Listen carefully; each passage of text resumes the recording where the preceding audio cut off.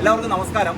ബഷീർ സ്മാരക സമിതിയുടെ തലയോലപ്പറമ്പിൽ ബഷീർ സ്മാരക സമിതിയുടെ സെക്രട്ടറിയാണ് ഷാജിമോനാണ് എൻ്റെ കൂടെയുള്ളത്. ഞങ്ങൾ നിൽക്കുന്നത് ഫെഡറൽ നിലയത്തിന് മുമ്പിലാണ്. അതായത് തലയോലപ്പറമ്പിലെ ഫെഡറൽ ബാങ്കിൻ്റെ ശാഖ അല്ലേ? ഫെഡറൽ ബാങ്കിൻ്റെ ശാഖ ഒരു പക്ഷേ എനിക്ക് തോന്നുന്നു കേരളത്തിൽ ഇങ്ങനെ ഒരു ശാഖ ഉണ്ടാവുള്ളൂ. ഫെഡറൽ നിലയം എന്നുള്ള പേര് കേൾക്കുമ്പോൾ തന്നെ നമ്മുടെയൊക്കെ മനസ്സിൽ ഭാർഗവി നിലയം ആണ് പെട്ടെന്ന് വരുന്നത്. അപ്പോൾ ഇതിൻ്റെ ഒരുപാട് കഥകൾ ഉള്ള ഒരു സ്ഥലമാണ് ഇത് എന്ന് നേരത്തെ ഒരുപാട് കേട്ടിട്ടുണ്ട്. പക്ഷേങ്കിലും ഇതിൻ്റെ കുറേ കൂടി കാര്യങ്ങൾ ഷാജിമോനാണ് അറിയാറുള്ളത്. അപ്പോൾ അതിൻ്റെ എന്താണ് യഥാർത്ഥത്തിൽ? വൈക്കം മുഹമ്മദ് ബഷീർ അദ്ദേഹത്തിൻ്റെ വിവാഹത്തിന് ശേഷം 1960 ആണ് ഈ സ്ഥലം വാങ്ങുന്നത്. 1958 സ്ഥലം വാങ്ങിയെങ്കിലും 60 വീട് വെക്കുന്നത്. ഭാബിയെ വിവാഹം കഴിച്ചു. കോഴിക്കോട് കുറച്ച് നാൾ എസ് കെ പൊറ്റക്കാടിൻ്റെ വീട്ടിൽ അറിയാമല്ലോ, അതൊക്കെ അവിടെ താമസിച്ചു. അവിടെ നിന്ന് ഭാബിയായിട്ട് നേരെ ഇവിടെ ഈ സ്ഥലം മേടിച്ച് ഇവിടെ താമസിക്കാൻ. അതായത് 60 ഇവിടെ താമസം തുടങ്ങുന്നത്. ഇവിടെ അപ്പോൾ മകൾ ഷാഹിനെ ഉണ്ടാകുന്നതും ഇവിടെ വെച്ച് തന്നെയാണ്. ഒറ്റ വലിയ സംശയം, അതായത് ആദ്യം ബഷീറിന്റെ തറവാട്ട് വീട്ടിൽ അല്ല, ബഷീർ കോഴിക്കോട് താമസിക്കുമ്പോൾ എസ് കെ പൊറ്റക്കാടിന്റെ വീട്ടിൽ വെച്ചാണ് വിവാഹം താമസമൊക്കെ. അതിനുശേഷം നേരെ ഇങ്ങോട്ട് തന്നെ പോയി. അതായത് ഭാബിത്താത്തനെ വിവാഹം കഴിച്ചിട്ട് ഇങ്ങോട്ടേക്ക് വരുന്നത്. അത് 58 സ്ഥലം വാങ്ങിയിട്ട് 58 ഡിസംബറാണ് വിവാഹം കഴിക്കുന്നത്. അപ്പോൾ 59 ആ കാലഘട്ടത്തിലുള്ള ഈ വീട് പണിതിട്ട് നേരെ വേറെ കുടുംബത്തിലേക്ക് ചെന്ന് കഴിഞ്ഞാൽ അവിടെ സഹോദര മക്കളും ഒക്കെ ആയിട്ട് പറിച്ച് ഒത്തിരി ഏറെ ആളുകൾ ഉള്ളതുകൊണ്ട് അവിടെ ഈ കൊച്ചു പെണ്ണുമായിട്ട് അവിടെ താമസിക്കാൻ പറ്റുള്ളതുകൊണ്ട് അദ്ദേഹത്തിൻ്റെ തലയോലപ്പറമ്പിലെ ബാല്യകാല സുഹൃത്തുക്കളായ ആനാപ്പറമ്പ് ജോർജിനോടും മാണിക്കത്തോടും മാത്യു ഡോക്ടറോടും ഇടയത്തെ മത്തച്ഛനോടൊക്കെ പറഞ്ഞു, എനിക്കൊരു തലയോലപ്പറമ്പിൽ ഒരു വീട് വെക്കണം, ഒരു സ്ഥലം വേണമെന്ന് പറഞ്ഞു. അങ്ങനെ ഇടയത്തെ മത്തച്ഛൻ എന്ന് പറയുന്ന ഒരാളിൽ നിന്നാണ് ഈ സ്ഥലം 58 ബഷീർ വിലക്ക് വാങ്ങുന്നത്. ഈ സ്ഥലം വിലക്ക് വാങ്ങുന്നത് വിലക്ക് ഒരു 12.5 സെന്റ് സ്ഥലമാണ്. അതെ, ഞാൻ ചോദിക്കുന്നത് ബഷീർ നേരത്തെ താമസിക്കുന്ന സ്ഥലം ഇവിടെ നിന്ന് ഇത് മാർക്കറ്റിന്റെ അവിടെ താഴത്ത് ഇത് നമ്മൾ തലയോലപ്പറമ്പ് മെയിൻ റോഡാണ്. മാർക്കറ്റ് ഇവിടെ നിന്ന് ഒരു 1/2 കിലോമീറ്റർ. അതിന്റെ അങ്ങപ്പുറമായിരുന്നു ഏതാണ് താമസിച്ചത്. അപ്പൊ അവിടെ കല്യാണം കഴിഞ്ഞപ്പോൾ അതിന്റെ കൂടെ താമസിക്കേണ്ട എന്ന് സഹോദരങ്ങളുടെ കൂടെ താമസിക്കേണ്ട, സ്വന്തമായി വീടും പറമ്പും വേണം. കുടുംബം നേരത്തെ തന്നെ വിറ്റ് പോയി. അതായത് 58 കുടുംബം നേരത്തെ വിറ്റ് പോവുകയും ചെയ്തു. അപ്പം പിന്നെ സഹോദരങ്ങളാണ് പല സ്ഥലങ്ങളായിട്ട് താമസിക്കുന്നത്. അപ്പോൾ അവരെ കൂടെ വന്ന് താമസിക്കേണ്ട, അവരുടെ താങ്ങെന്നുള്ള ആ വിശാല മനസ്സാണ് അത് സ്വന്തമായി തന്നെ ഒരു വീടും പറമ്പും മേടിച്ചേക്കാം. അപ്പോൾ ഭാബിത്താത്തയും ബഷീറും കൂടി വരുന്നു. അങ്ങനെ ഇവിടെ താമസിക്കുന്നു. ഇവിടെ വീട് സ്വന്തമായിട്ട് കെട്ടിയതാണ്, സ്വന്തം ഉണ്ടാക്കിയാണ്. ബഷീർ തന്നെ വിലക്ക് വന്ന് ആളെ നിർത്തി. ഇത് വലിയ കുഴിയായിരുന്നു, കല്ലുവട്ടാൻ മല. അതാരോ നേരത്തെ പറഞ്ഞിട്ട് നമ്മുടെ ഡോക്ടർ പറഞ്ഞിട്ട് ഇവിടെ വലിയ കുഴിയായിരുന്നു. അവിടെ ഒരു കഥ കേട്ടത് തമിഴൻ വന്ന് അപ്പിടാൻ വേണ്ടിയൊക്കെ വന്ന കഥയൊക്കെ അതിന്. അപ്പോൾ കുഴിയായിരുന്നു. ആ കുഴിയെല്ലാം നികത്തി ബഷീർ തന്നെ വീട് ഇവിടെ വെച്ചു. അങ്ങനെ പിന്നെ ഭാവിയായിട്ട് വരികയായിരുന്നു. അപ്പോൾ അവിടെ എസ് കെ പൊറ്റക്കാടിന്റെ S K Pottekkatt Lok Sabha member ആയതുകൊണ്ട് അദ്ദേഹത്തിന്റെ വീട്ടിലായിരുന്നു ഈ സാഹിത്യകാരന്മാരുടെ എല്ലാം ചന്ദ്രകാന്ത്. അപ്പൊ ചന്ദ്രകാന്ത് പിന്നെ ഭാവിയായിട്ട് വീട് വരികയും.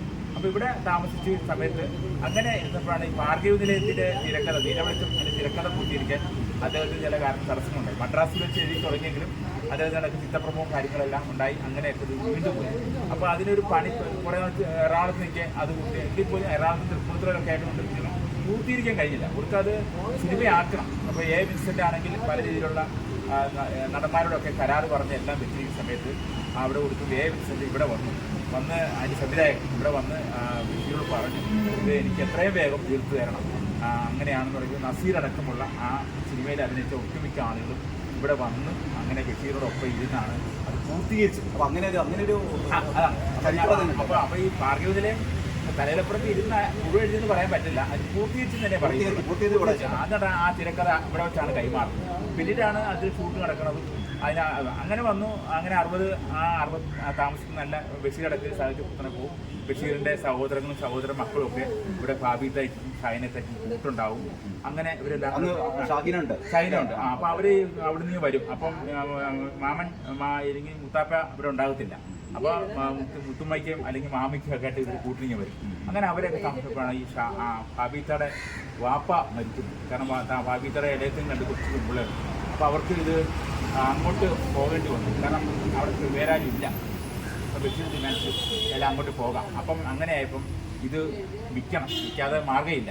അങ്ങനെ ഈ എറണാകുളത്തെ ബുക്ക് സ്റ്റാൾ സ്ഥിര സന്ദർശകനായിരുന്നു നമ്മുടെ ഫെഡറൽ ബാങ്കിൻ്റെ സ്ഥാപകനായ ഹോർമിസ്. അപ്പോൾ അദ്ദേഹം ബഷീറിൻ്റെ വലിയ കൂട്ടുകാരാണ്. അവിടെ എറണാകുളത്ത് സ്ഥിരമായി ചിന്തിക്കും. അന്ന് ആലുവയിൽ ഈ ഫെഡറൽ ബാങ്ക് തുടങ്ങി വരുന്ന സമയത്തൊക്കെ ഫെഡറൽ ബാങ്കിന് അധികം എല്ലാ ബ്രാഞ്ചുകളൊന്നും ആയിട്ടില്ല. എങ്കിലും ബഷീറിൻ്റെ ചില ചെറിയ നിക്ഷേപങ്ങളെല്ലാം ഫെഡറൽ ബാങ്കിലുണ്ട്. അപ്പോൾ ഇങ്ങനെ ഇത് പോയപ്പോൾ ഇത് അന്നത്തെ ഈ ഇത് മേടിക്കാൻ ആളുകൾ അപ്പോൾ ഈ ഓർബിസുമായിട്ടുള്ള പരിചയം ബഷീർ കാര്യങ്ങൾ പറഞ്ഞു ഓർബിസുണ്ട് ഇതേപോലെ എനിക്കിത് വിറ്റ് അങ്ങോട്ട് പോകേണ്ടിയിരിക്കും പോകണം അതാണ് അവസ്ഥ എന്ന് പറഞ്ഞപ്പം അത് ബഷീർ അന്ന് ഇതൊന്നും വിലയില്ല എന്നാലും ഫെഡറൽ ബാങ്കിന് വേണ്ടി ഈ ബഷീറിനോട് ഓർബിസ് 24,000 രൂപയ്ക്ക് ഇത് വിലക്ക് മേടിച്ചു. അത് ആധാരം ചെയ്ത് അത് 1964 ഈ നവംബർ 28 ഇപ്പോൾ 60 വർഷമായി ബഷീർ ഇത് ഫെഡറൽ ബാങ്കിന് വെച്ചില്ല. എന്നിട്ടാണ് ഇവിടുന്ന് നേരെ പോയി ഇപ്പോഴത്തെ അത് കഴിഞ്ഞ് വേറെ വയലാലിയുടെ സ്ഥലം വാങ്ങുന്നത് അത് ഇവിടുത്തെ ഈ പൈസ കൊടുത്താണ് വയലാല് 2.25 ഏക്കർ ഭൂമിയുടെ അവകാശം പലർക്കും അറിയാത്ത 2.25 ഏക്കർ വാങ്ങി അവിടെ ഉണ്ടായിരുന്ന ആ 2.25 ഏക്കറിന്റെ ഒരു വീടുണ്ടായിരുന്നു. ആ വീട്ടിലായിരുന്നു ബഷീർ ആദ്യമാണ്. അത് ബഷീറിന് മരണം വരെ വീട് പൊളിച്ചിരുന്നില്ല. ഇപ്പോഴാണ് അനീസ് അതെല്ലാം പൊളിച്ച് ഒക്കെ പണിത്. അപ്പോൾ ആ 2.25 ഏക്കറിനകത്ത് അണ്ണാനും കുറുക്കനും ചേരയും ഈർക്കോലിയും എന്ത് വേണ്ട എല്ലാ പക്ഷിമൃഗാദികളും എല്ലാം ഉടക്കും. ആ വീട് വാങ്ങാൻ വേണ്ടിയിട്ട് 24,000 രൂപ വേണ്ടിയിരുന്നു. ഓർബിസ് പറഞ്ഞു ഒരിക്കൽ പോലും ഈ വിലക്കില്ല അന്നത്തെ കാലത്ത്. അന്ന് അതേപോലെ റോഡൊന്നുമില്ല. അപ്പൊ ഫെഡറൽ ബാങ്കിന് അന്ന് തുടങ്ങുന്നതുകൊണ്ട് ഒത്തിരി ഷെയർ ഹോൾഡേഴ്സ് ഒക്കെ ഉള്ളത് കൊണ്ടും ബഷീറിനോടുള്ള ഒരു കടപ്പാട് കൊണ്ട് ഇത് നല്ല മേടിച്ചാണ്. കാരണം ഫെഡറൽ ബാങ്കിന് ആയതുകൊണ്ട് അത് ആധാരത്തിലൊക്കെ ഇന്നത്തെ പോലെ കള്ളത്തരം കാണിക്കാൻ പാടില്ല. കാരണം അത് കമ്പനിയാണ്. അപ്പോൾ അവിടെ യഥാർത്ഥ വിലയും ഈ മുദ്രപത്രത്തിൽ ഇവിടെ ബാങ്കിനുള്ളിലുണ്ട്. ആ മുദ്രപത്രമൊക്കെ ബാങ്കിൽ പ്രദർശിപ്പിച്ചിട്ടുണ്ട്. അങ്ങനെ ഇവിടെ പിന്നെ ഫെഡറൽ ബാങ്ക് അങ്ങ് ഏറ്റെടുത്തു. പിന്നീട് ആ കാലത്ത് ഫെഡറൽ ബാങ്ക് ഏറ്റെടുത്ത് ശാഖകൾ തുടങ്ങിയില്ല. പിന്നീട് അവർ കോട്ടയം ജില്ലയിലെ 3ാമത്തെ ബ്രാഞ്ചായിട്ട് 66 ഇവിടെ തുടങ്ങും. 66 ബ്രാഞ്ച് ഫെഡറൽ ബാങ്കിന്റെ 3ാമത്തെ ശാഖയാണത്. കോട്ടയം ജില്ലയിലെ 3ാമത്തെ ബ്രാഞ്ചായിട്ട് 66 സ്റ്റാർട്ട് ചെയ്തു. അങ്ങനെ ഇവിടെ സ്റ്റാർട്ട് ചെയ്ത് അങ്ങനെ ആ വീട്ടില് ബാങ്ക് തുടങ്ങി. ആ വീട്ടിൽ തുടങ്ങി ബഷീർ താമസിക്കുന്ന അരപ്ലേസും എല്ലാം ഒക്കെ ഉള്ള വീട് നിലനിർത്തിക്കൊണ്ട് അടുത്ത ഭാഗത്തുള്ള അതിൽ നിർത്തി ഒന്നും കളഞ്ഞില്ല.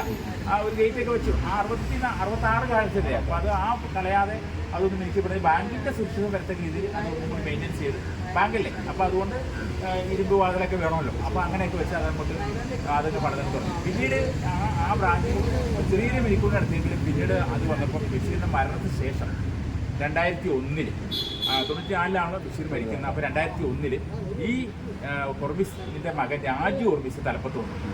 അതായത് വാപ്പാടെ അല്ലെങ്കിൽ ഫാദറിൻ്റെ ഏറ്റവും അടുത്ത സുഹൃത്തായ ബഷീറിൻ്റെ ഓർമ്മയ്ക്ക് ഇത് ഈ ബാങ്ക് എന്തെങ്കിലും ചെയ്യണം. അങ്ങനെ അദ്ദേഹം ഈ സ്ഥലത്ത് വരികയും ചെയ്തപ്പം ഇത് പുതുക്കി പണിക്കാൻ തീരുമാനിച്ചു. അങ്ങനെ അദ്ദേഹം ഇപ്പോൾ നമ്മുടെ നെടുമ്പാശ്ശേരി വിമാനത്താവളം ആന്റണി സാറാണ് ഇതിൻ്റെ പ്രോജക്റ്റ് പ്ലാൻ. അദ്ദേഹത്തെ ഇവിടെ കൊണ്ടുവന്ന് ഈ പ്ലാനെല്ലാം ചെയ്യിപ്പിച്ചു. ബഷീറിന്റെ സ്മാരകമായിട്ട് കേരളത്തിലെ ഏറ്റവും ആദ്യത്തെ ബഷീർ സ്മാരകമായിട്ട് 2001 ഇത് പണിത്. അപ്പോൾ അന്നേരം ഈ ഫ്രണ്ടിലേക്ക് ഇരുന്ന കെട്ടിടം പുറയിലേക്ക് തള്ളി വന്നു. മുറ്റത്ത് ഈ സൗകര്യങ്ങൾ പുറത്ത് നിന്നിട്ട് അന്ന് അടുക്കള ഭാഗത്തുണ്ടായിരുന്ന കിണർ ബാങ്കിന്റെ ഉള്ളിൽ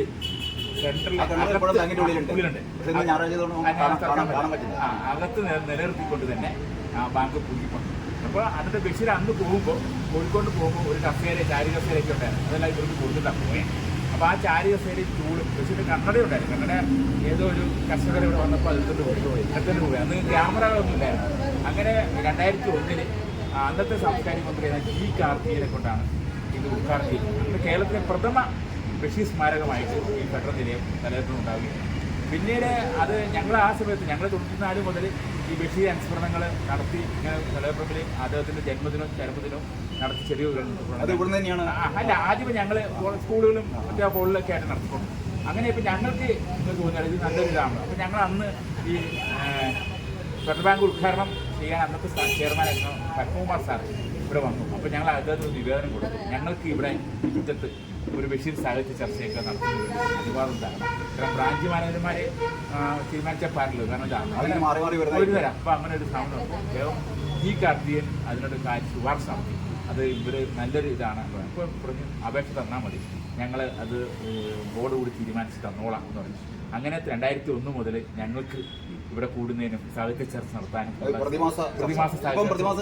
പ്രതിമാസ സാഹിത്യ ചർച്ചകളും ബഷീർ ജന്മദിനവും ചരമദിനവും എല്ലാം ഇവിടെ നടത്തണം. അപ്പോൾ ഈ അകത്ത് ഞങ്ങൾ വർക്കിംഗ് ഡേ ആണെങ്കിൽ പോലും ഇപ്പോൾ ഈ കഴിഞ്ഞ ജൂലൈ 5 വർക്കിംഗ് ഡേ ആണെങ്കിൽ പോലും പ്രശ്നമല്ല. അതിവിടെ ഞങ്ങൾ സ്റ്റേജൊക്കെ ഇട്ട് തന്നെ. കാരണം രാവിലത്തെ ഉച്ചവരെയുള്ള പ്രശ്നങ്ങൾ കസ്റ്റമേഴ്സിനൊക്കെ വണ്ടി പാർക്ക് ചെയ്യാനൊക്കെ ഉച്ചവരെ നേരത്തെ തന്നെ നോട്ടീസ് ഇടും. പിന്നെ ജൂലൈ 5-ന് വൈക്കം മുഹമ്മദ് ബഷീർ ദിനമായതുകൊണ്ട് അന്ന് പരിപാടി നടക്കും. അതുകൊണ്ട് കസ്റ്റമർ ഇടപാടുകാർക്ക് ചെറിയ വിഷമങ്ങളുണ്ടാവും, അത് ക്ഷമിക്കണം എന്ന് പറഞ്ഞ് എൻ്റെ മാനേജർ ബോർഡ്. അപ്പോൾ അതുകൊണ്ട് ഉച്ചവരെ ഞങ്ങൾ മീറ്റിംഗ് ഇവിടെ നടത്തും. ആ ജന്മദിനാണെങ്കിലും ഞങ്ങൾ അകത്ത് വെച്ചു.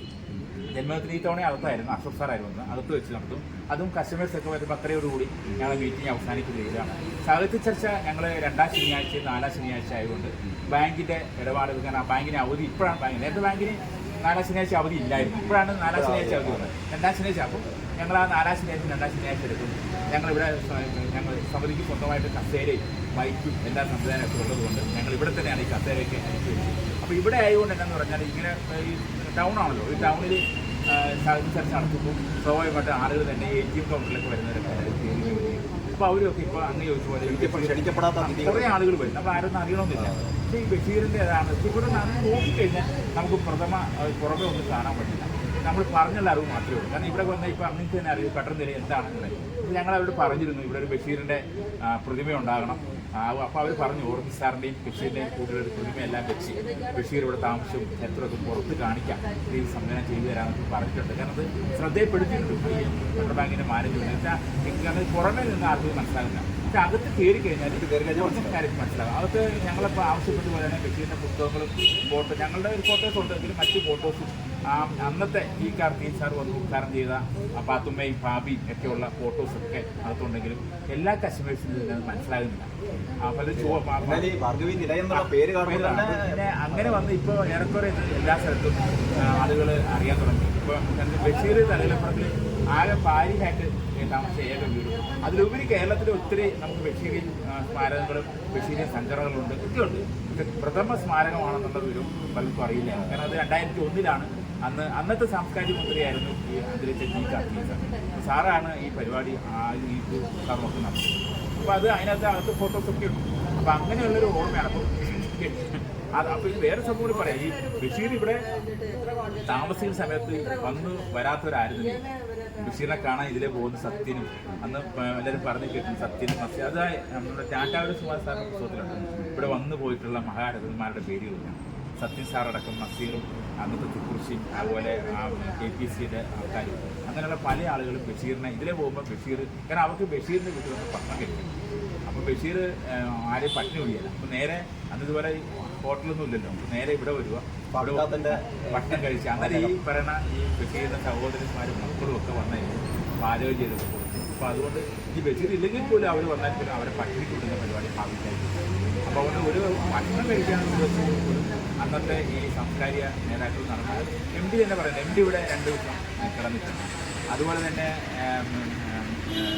ആ കാലഘട്ടത്തിലുള്ള എല്ലാ ആളുകളും ആ കാലഘട്ടത്തിൽ ആരൊക്കെയോ ഉണ്ടോ കടന്നു പോയത് ഈ ബഷീറിൻ്റെ ഈ 4 കൊല്ലത്തെ താമസമാണ്. ബഷീർ ഇതിൽ പോയെങ്കിലും പിന്നീട് ഇപ്പോൾ 60 കൊല്ലമായി എന്നുള്ളത് ഈ അടുത്ത ആളുകളിലാണ് ആളുകൾ ഓർക്കുന്നത്. കാരണം ഞങ്ങൾ ഈ കൃത്യമായിട്ട് ഈ ഡേറ്റും കാര്യങ്ങളൊക്കെ ആളുകളെ അറിയിക്കുന്നതുകൊണ്ട് ഈ വർഷം തന്നെ ഈ 60 വർഷം ബഷീറാണ്.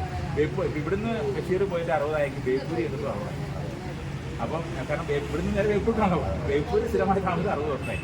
അപ്പോൾ അങ്ങനെയുള്ള ഒരു ഓർമ്മയാണ് ഈ പാർട്ടി നിലയം. തീർച്ചയായിട്ടും ഇത് തലയിലപ്പുറക്കാരെ സംബന്ധിച്ചോളം വലിയൊരു അഭിമാനമായാണ്. ഇതൊരു ബാങ്ക് എന്ന് പറയാൻ പറ്റില്ല, കേരളത്തിലെ സാംസ്കാരിക ബാങ്ക് എന്ന് വേണമെങ്കിൽ പറയാം. തലയിലപ്പുറം മാത്രമല്ല, അത് കോഴിക്കോട്ടുകാരെ സംബന്ധിച്ചിടത്തോളം കോഴിക്കോട് ഇപ്പം എന്താ പറയുക, ഈ സ്മാരകം പണി തീർന്ന് ബേപ്പൂര് വരാൻ പോകുന്നുള്ളൂ. അതൊക്കെ അറിയാം. ബേപ്പൂര് അവിടെ റിയാസ് അവിടുത്തെ MLA മുഖ്യടുത്ത് ബേപ്പൂര് വരാൻ പോകുന്നുള്ളൂ. അതല്ല, ഇതിപ്പം ഒരു ബാങ്കിൻ്റെ ആയതുകൊണ്ടാണ്. ഇങ്ങനെ ബാങ്ക് ഞങ്ങളോട് വലിയ ബഷീർ സ്മാരക സമിതിക്ക് വേണ്ട കാര്യങ്ങളെല്ലാം ചെയ്തു തരുന്നുണ്ട്. ബഷീർ സ്മാരക സമിതിയെ സംബന്ധിച്ചോളം വളരെ വലിയൊരു ഇതാണ്. കാരണം ഞങ്ങൾക്കൊരു പ്രത്യേകിച്ചൊരു സ്ഥാപനം ഇരിപ്പിടമൊന്നും തന്നെ ഇല്ല. ഞങ്ങൾ ഇത് ബഷീർ മരിച്ച 94-ൽ തുടങ്ങിയ ചെയർമാൻ ഇലൂർ രാധാകൃഷ്ണൻ സാറാണ്. ഏറെ നാൾ DC ഓഫീസിലൊക്കെ ഉണ്ടായിരുന്ന രാധാകൃഷ്ണൻ സാറാണ്. അപ്പോൾ രാധാകൃഷ്ണൻ സാറും ഉള്ള ബന്ധം, ബഷീറിൻ്റെ ബന്ധമൊക്കെ ഉള്ളതുകൊണ്ടാണ് അങ്ങനെയാണ് ഈ ബഷീർ സ്മാരക ഇത് സമന്വയമായിട്ട്. അപ്പോൾ ഈ വരുന്ന ആളുകളിൽ എനിക്ക് തോന്നുന്നു ഇതിൻ്റെ ഒരു പുറംഭാഗം കൂടി ഒന്ന് ബഷീറിൻ്റെ ഒരു തീർച്ചയായിട്ടും ഞങ്ങൾ പറഞ്ഞിട്ടുണ്ട്. ഞങ്ങൾക്ക് ഇവിടെ ഇതൊന്ന് ഒരു മൊത്തത്തിൽ കവർ ചെയ്തിട്ടാണെന്നും ഇവിടെ ഒരു പ്ലാറ്റ്ഫോം ഉണ്ടാകണമെന്നും ഇവിടെ ഓർബിസിൻ്റെയും ബഷീറിൻ്റെ ഒരു ചെറിയ ഒരു സ്റ്റാച്ചു ഉണ്ടാകണമെന്നും എനിക്ക് ആവശ്യപ്പെട്ടു. ഫെഡറൽ ബാങ്ക് അത് തീർച്ചയായിട്ടും ചെയ്തു തരാമെന്നും എത്രയും പെട്ടെന്ന് അങ്ങനെ ഒരു സംഭവം ഉണ്ടാവട്ടെ എന്ന് ആശംസിക്കുകയാണ്. കോഴിക്കോട് നിന്ന് വന്ന നമ്മുടെ സംഘത്തിന് അത് പ്രദീപ് ഇങ്ങനെ മാജിക്കൊക്കെ വരുമ്പോൾ തീർച്ചയായിട്ടും ഞങ്ങൾക്ക് വളരെ സന്തോഷമാണ്. കാരണം ഇവിടെ ഈ മാജിക്ക് ഇവിടെ നടത്തുമ്പോൾ ബഷീരകത്തും ബഷീരെങ്ങും പോയിട്ടില്ല. അപ്പോൾ തീർച്ചയായിട്ടും അദ്ദേഹത്തിന് ഇവിടെ ബഷീറിൻ്റെ നാട്ടിൽ വന്നിങ്ങനെ പരിപാടി നടത്താമെന്ന് പറയുമ്പോൾ തീർച്ചയായിട്ടും അത് വലിയൊരു ആ ടീമിന് തീർച്ചയായിട്ടും ബ്രിട്ടീഷ് സ്മാരക സമിതിയുടെ പ്രത്യേകമുള്ള അഭ്യർത്ഥന. അപ്പോൾ ഏതായാലും വളരെ സന്തോഷം. ശരി.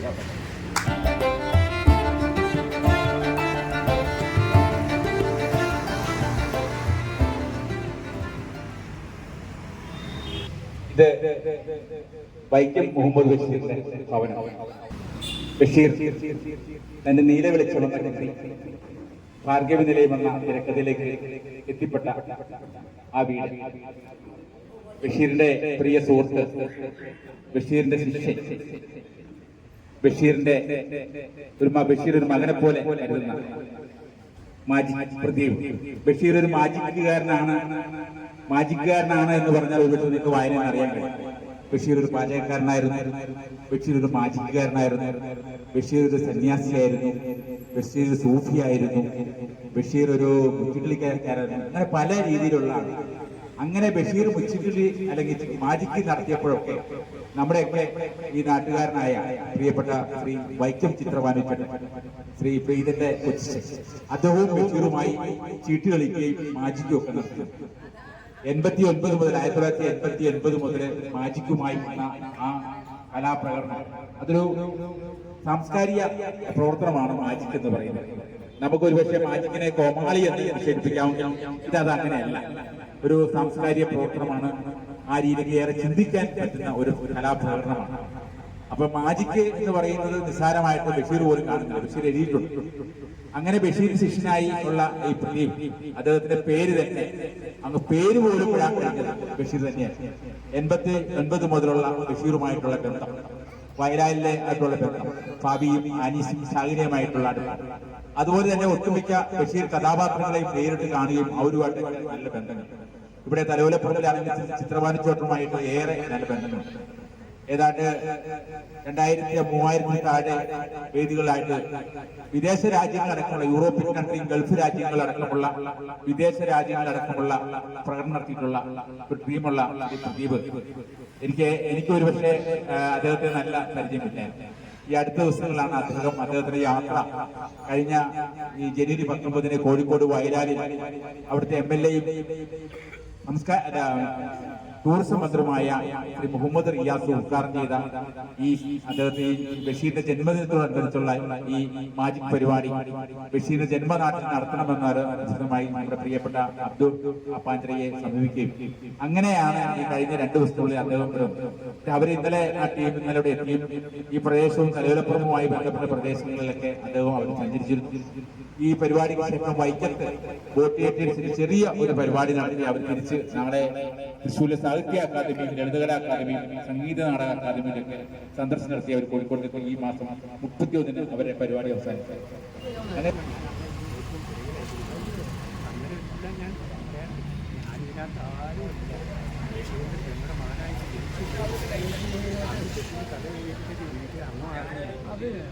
കഥയല്ല ബഷീർ എഴുതി, വീട്ടിലെ ചരിത്രം, ഞങ്ങളുടെ ചരിത്രം ബഷീർ എഴുതിയിരിക്കുന്നത്. അപ്പോൾ അതുമാരാണ് പുസ്തകത്തിനകത്ത് ഞങ്ങളുടെ ചരിത്രം തന്നെ. എന്നെ മാമ കുളിക്കാൻ കൊണ്ടു നടക്കണം, എന്നെ കൊണ്ടു നടക്കണം, പറ്റും തന്നെ മാമ എന്നെ എഴുതി.